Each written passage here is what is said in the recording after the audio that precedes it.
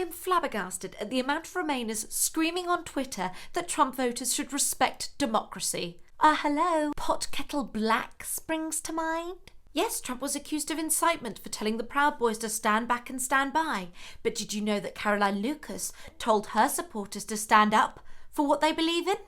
One rule for them and one rule for us. Yes, I've seen the lefty liberal Marxists argue that her words won't incite rabid Ramonas like Femi Oliwal to break parliamentary windows, but they have broken our sense of national superiority.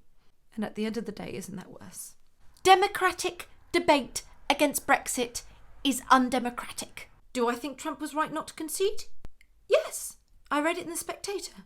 Now let's be clear about what took place at the Capitol building on Wednesday. This wasn't a fascist coup, as so many shrill, supposedly liberal commentators are saying. These wide-eyed protesters were like children in a sweet shop, wearing fancy dress, sometimes Camp Auschwitz t-shirts. They didn't know what they were doing. These weren't the faces of rioters. They weren't blamable. They were just boys caught up in it all, having scuffles. This wasn't fascism. Fascism involves rejecting the legitimacy of political opponents, attacking the free press, demonising critics, and advancing an aggressive and often racist form of nationalism. Does Trump ever do that?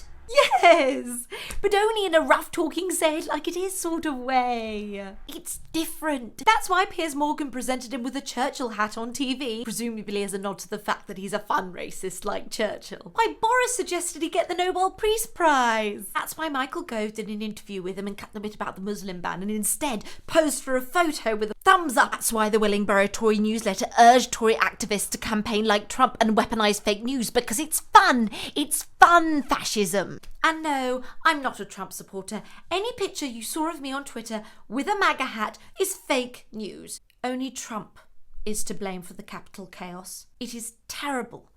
Terrible, quite frankly. There is no justification for it. Anyway, we love you.